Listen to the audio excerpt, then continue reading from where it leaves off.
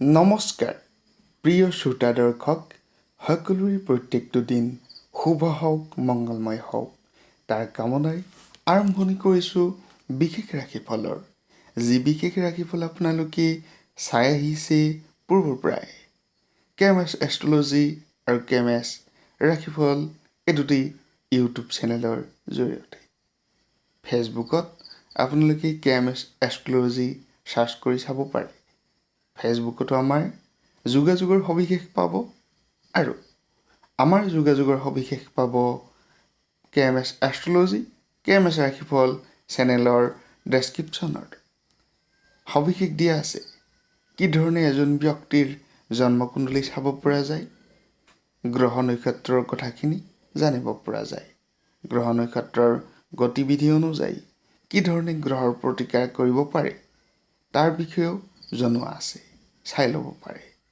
বাস্তুশাস্ত্ৰ জ্যোতিষশাস্ত্ৰ হিন্দু সনাতন ধৰ্মৰ বিভিন্ন ধৰণৰ ৰীতি নীতি নিয়ম অনুযায়ী আমি ভিডিঅ'সমূহ প্ৰস্তুত কৰোঁ গতিকে এইখিনি যদি আপোনালোকে বিশ্বাসত লয় বা বিশ্বাস কৰিব পাৰে তেনেহ'লে ভিডিঅ'টো চাব পাৰে নহ'লে আঁতৰি যাব পাৰে কাৰণ আমি জোৰ কৰি আমাৰ ভিডিঅ' চাওক ক'ব বিচৰা নাই যিসকলে ভাল পায় যিসকলে মৰম কৰে আদৰ কৰে আমাক নিশ্চয়কৈ চাব আৰু যিসকলে বেয়া কমেণ্ট দিম বুলি ভাবি আছে তেওঁলোকক কৈছোঁ যিমান ইচ্ছা সিমান দিয়ক যিমান ইচ্ছা আপোনাৰ মন অনুযায়ী যদি পাৰে 1000 500 1500 বা 10-15 হাজাৰ এজনেই যদি বেয়া কমেণ্টটো দিম বুলি ভাবে দিব পাৰে কমেণ্ট বক্স খোলা আছে আপোনাৰ বাবে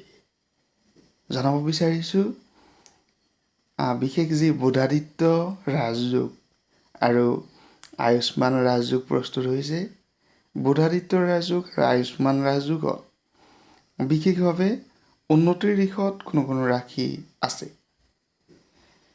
নৱেম্বৰ ডিচেম্বৰ মাহত বৃশ্চিক ৰাশিত অৱস্থান কৰি বুধাদিত্য ৰাজযোগ আৰু আয়ুষ্মান ৰাজযোগৰ সমন্বয় থাকিব বুলি কোৱা হৈছে আৰু গণনা অনুযায়ী জ্যোতিষশাস্ত্ৰৰ কোৱা হৈছে বিশেষ ৰাশিফল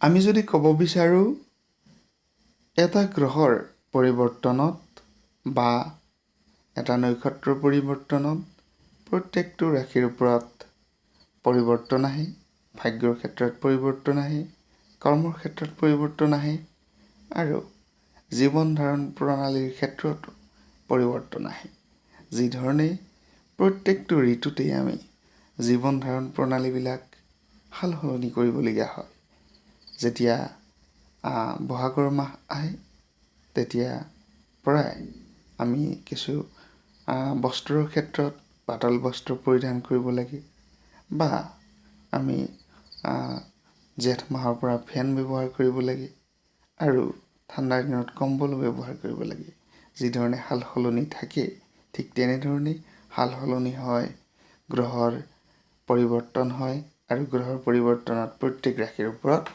প্ৰভাৱ ঠিক তেনেধৰণে পৰে কাৰোবাৰ বাবে শুভ কাৰোবাৰ বাবে অশুভ কাৰোবাৰ বাবে মধ্যমীয়া প্ৰভাৱ কাৰোবাৰ শিক্ষাৰ ক্ষেত্ৰত হ'ব কাৰোবাৰ দাম্পত্যৰ ক্ষেত্ৰত হ'ব কাৰোবাৰ অৰ্থনৈতিক ক্ষেত্ৰত উন্নতিৰ যুগ কাৰোবাৰ আকৌ বিবাহৰ ক্ষেত্ৰত উন্নতিৰ যুগ বিভিন্ন ক্ষেত্ৰত প্ৰভাৱ পেলায় আৰু তাক লৈ আমি ভিডিঅ'সমূহ বনাই আহিছোঁ যিহেতু জ্যোতিষশাস্ত্ৰৰ লগত জড়িত হৈ আছোঁ গতিকে ভিডিঅ'সমূহ প্ৰস্তুত কৰি ভাল পাওঁ গতিকে বনাই আহিছোঁ আৰু ইয়াত আপোনালোকৰ ক'বলগীয়া থাকিলে ক'ব পাৰে আৰু যদি আপোনালোকে মোৰ সৈতে কথা পাতিব বিচাৰে যোগাযোগ কৰিব বিচাৰে যোগাযোগো কৰিব পাৰিব টেৰট কাৰ্ড চাই পেলাই ক'ব পাৰি ভাগ্যৰ কথা বা জ্যোতিষৰ গণনা অনুযায়ী ক'ব পাৰি ভাগ্যৰ কথা জানো হওক আমি প্ৰথম সৌভাগ্যৱান ৰাশিৰ কথা ক'ব বিচাৰিছোঁ আয়ুষ্মান ৰাজযোগ আৰু বুধাদিত্য ৰাজযোগ এই দুটা ৰাজযোগৰ ফলত শুভ ফল লাভ কৰিছে বিশেষভাৱে বৃষ ৰাশি জাতক জাতিকাসকলৰ শুভ আৰু মংগলময় ফলাফল প্ৰস্তুত হৈছে বৃষ ৰাশি জাতক জাতিকাসকলে লাভ কৰিব সৰ্বাংগীন উন্নতি সমৃদ্ধি আৰু অগ্ৰগতিৰ যুগ অৰ্থনৈতিক উন্নতিৰ যুগ, কৰ্মলাভৰ যুগ আপোনালোকৰ আছে। আপোনালোকৰ যুক্তিসংগত কথা কৈ ভাল পোৱা বৃষ ৰাশিৰ জাতক জাতিকাসকলৰ সৰ্বতো প্ৰকাৰৰ ভাগ্যফল নিশ্চয়কৈ যুক্তি বুদ্ধিৰে আপোনালোকে ল'ব লাগিব। গতিকে সৰ্বতো প্ৰকাৰৰ চেষ্টা আপোনালোকে নিশ্চয়কৈ ৰাখিব। আপোনালোকৰ চেষ্টা অনুসাৰেহে আপোনালোকৰ কৰ্ম লাভ কৰিব। যে মই ভাগ্যফলত কৈ দিছোঁ, ৰাশিফলত কৈ দিছোঁ, মোৰ ভাল হ'ব, আপুনি ঠিক তেনেধৰণে যদি বিবেচনা কৰি ঘৰত বহি থাকে, কৰ্মৰ ক্ষেত্ৰত সন্ধান নকৰে বা পৰীক্ষাৰ ক্ষেত্ৰত এজন চাকৰি পাব লগা বা চাকৰি কৰিম বুলি ভাবি থকা ব্যক্তিয়ে যদি চৰ্চা নকৰে, পঢ়া শুনা নকৰে, সেয়া কিন্তু ভাল কথা নহ'ব। গতিকে এইখিনি কথাও কৈ দিছোঁ। বৃষ ৰাশিৰ জাতক জাতিকাসকলৰ স্বাস্থ্যৰ ক্ষেত্ৰত কিছু দুৰ্বলতা আহিব পাৰে। এইখিনিতে যদিও কৰ্মলাভৰ যুগ আছে, কিন্তু স্বাস্থ্যৰ ক্ষেত্ৰত দুৰ্বলতা আহিব লাগে। গতিকে স্বাস্থ্যৰ দুৰ্বলতাৰ প্ৰতি গুৰুত্ব দিয়াটো প্ৰয়োজন আছে। সামাজিক আৰু ধৰ্মীয় সেৱামূলক কৰ্ম আপোনালোকে কৰিব পাৰিব বুলি কোৱা হৈছে। বৃষ ৰাশিৰ জাতক জাতিকাসকলৰ পৰিয়ালৰ ক্ষেত্ৰত উন্নতিৰ যুগ, অগ্ৰগতিৰ যুগ দেখা গৈছে। দ্বিতীয় সৌভাগ্যৱান ৰাশি হৈছে মিথুন ৰাশি।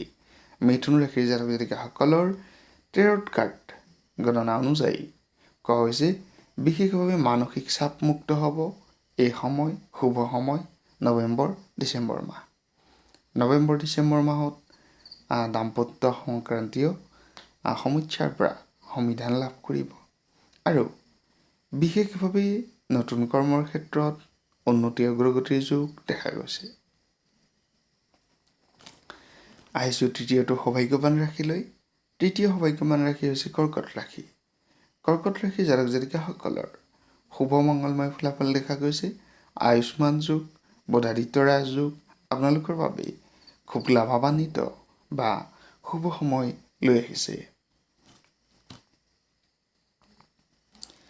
কৰ্কট ৰাশিৰ জাতক জাতিকাসকলৰ বিশেষভাৱে চৰকাৰী চাকৰি কৰি থকা ব্যক্তিসকলৰ বিবাদৰ যুগ আছে।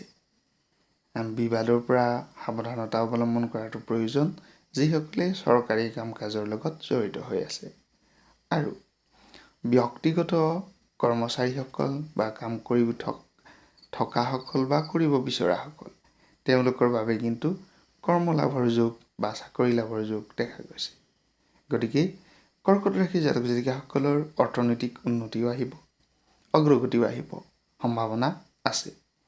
আহিছোঁ পৰৱৰ্তী ৰাশি সিংহ ৰাশি। সিংহ ৰাশিৰ জাতক জাতিকাসকলো সৌভাগ্যৱান ৰাশি হিচাপে বিবেচিত হৈছে। সিংহ ৰাশিৰ জাতক জাতিকাসকলৰ শুভ মংগলময় ফলাফল আহিছে আৰু আপোনালোকৰ উন্নতি অগ্ৰগতিৰ যুগ নিশ্চিতভাৱে আছে বুলি কোৱা হৈছে। ধৰ্মীয় ক্ষেত্ৰত উন্নতিৰ যুগ, অগ্ৰগতিৰ যুগ দেখা গৈছে আৰু আয়ুষ্মান যুগ, বুধাদিত্য ৰাজযোগৰ ফলত অগ্ৰগতি উন্নতিৰ দিশ প্ৰস্তুত হৈছে। গতিকে সিংহ ৰাশিৰ জাতক জাতিকাসকলৰ কৰ্মলাভৰ যুগ, জীৱিকা লাভৰ যুগ আছে। কন্যা ৰাশি। পৰৱৰ্তী ৰাশি হৈছে কন্যা ৰাশি।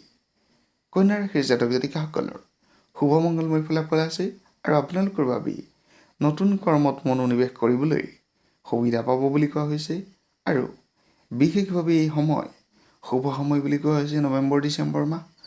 আপোনালোকৰ মনোবাঞ্ছিত কৰ্ম বা যিকোনো কৰিব বিচৰা কৰ্ম আপোনালোকৰ সিদ্ধ হ'ব বুলি কোৱা হৈছে। গতিকে শুভ মংগলময় ফলাফল আপোনালোকৰ বাবে নিশ্চিতভাৱে থাকিব বুলি কোৱা হৈছে। ধন্যবাদ জনাইছোঁ প্ৰত্যেকগৰাকী শ্ৰোতা দৰ্শক। সকলোৰে প্ৰত্যেকটো দিন শুভ আৰু মংগলময় হোৱাৰ কামনাৰে সামৰিছোঁ বিশেষ ৰাশিফল। ধন্যবাদ।